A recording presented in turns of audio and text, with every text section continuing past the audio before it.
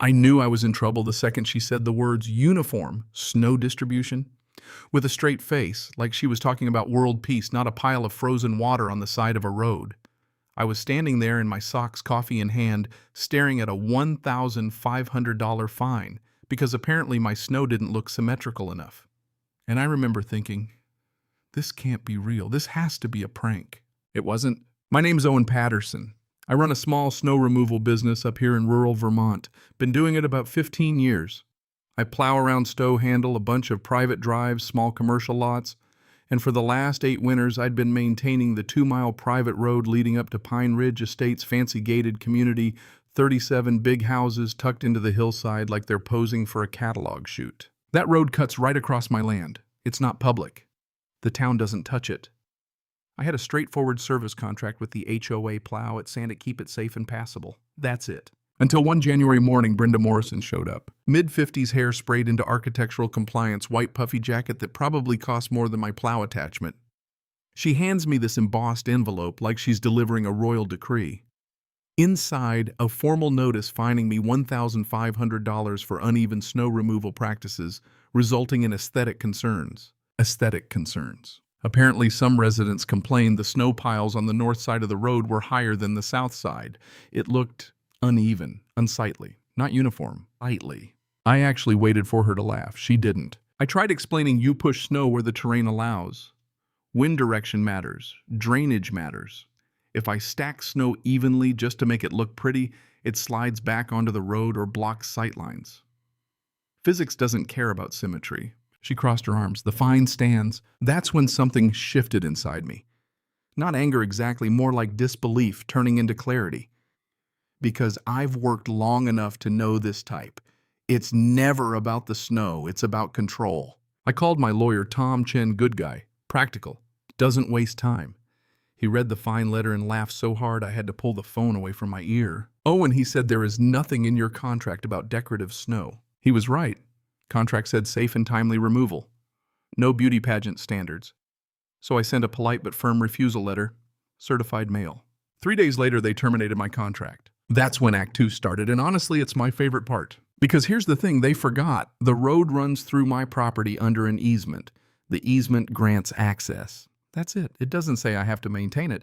I'd been plowing as a paid service, not a legal obligation. So when they fired me, I stopped plowing. Simple as that. 3 days later, we got hit with a nor'easter, 18 inches overnight, heavy, wet stuff.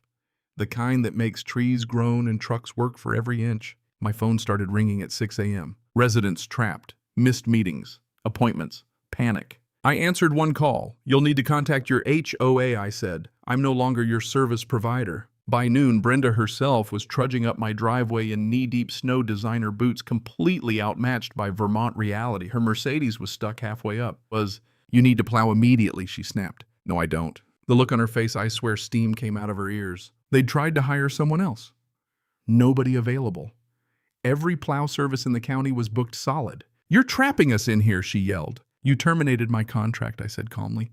You assumed responsibility. That was the moment I realized something. When people are used to power losing, it feels like injustice to them. Over the next few days, Pine Ridge basically imploded.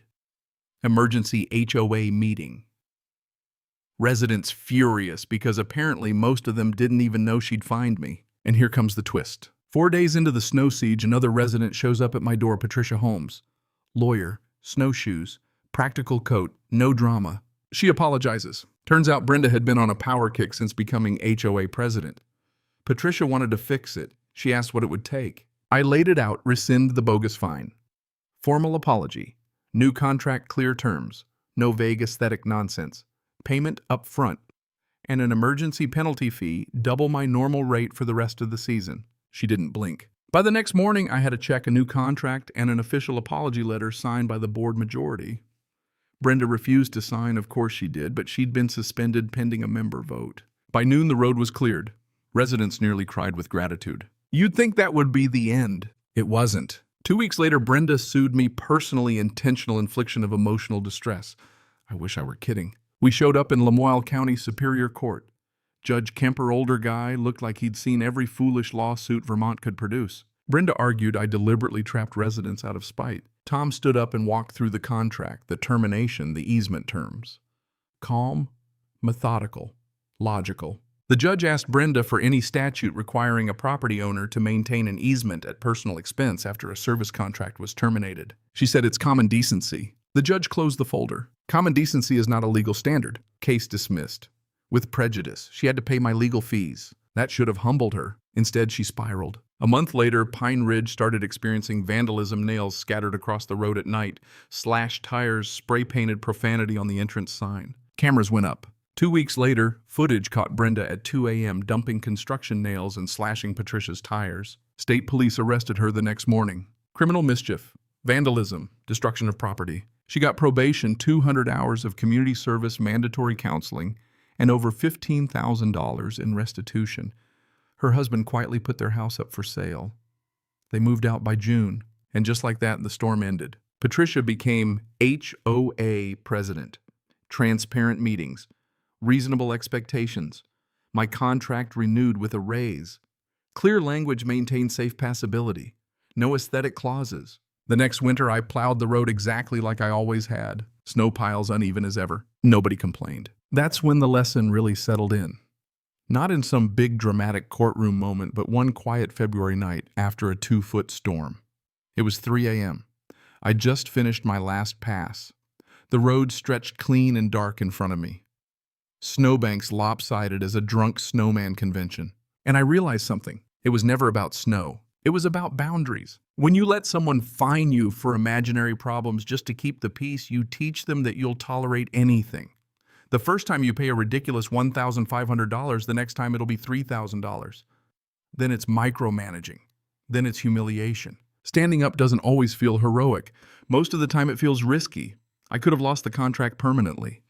Could have lost reputation. Could have gotten buried in legal fees. But sometimes the only way to stop a bully is to calmly say no. And mean it. The crazy part.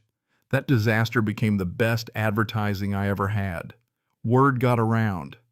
I landed new contracts, expanded my crew, bought a better truck, even took on year-round maintenance for Pine Ridge. Business grew because people respect someone who respects themselves. Now every time I plow that road, I pass the spot where Brenda's Mercedes got stuck. I still smile. Not because she suffered, but because karma doesn't always come roaring in like thunder. Sometimes it shows up quietly with a security camera and a judge who's had enough. Pine Ridge runs smoothly now. Residents treat contractors like professionals, not servants. Meetings are productive. Roads are safe. And the snow piles, gloriously uneven. Function over form. Reality over ego. So here's the question I'll leave you with. Where's the line between being cooperative and letting someone walk all over you?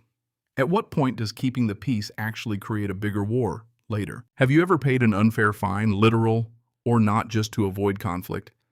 Did it make things better or worse? Drop your thoughts below. I genuinely want to know where you stand on it.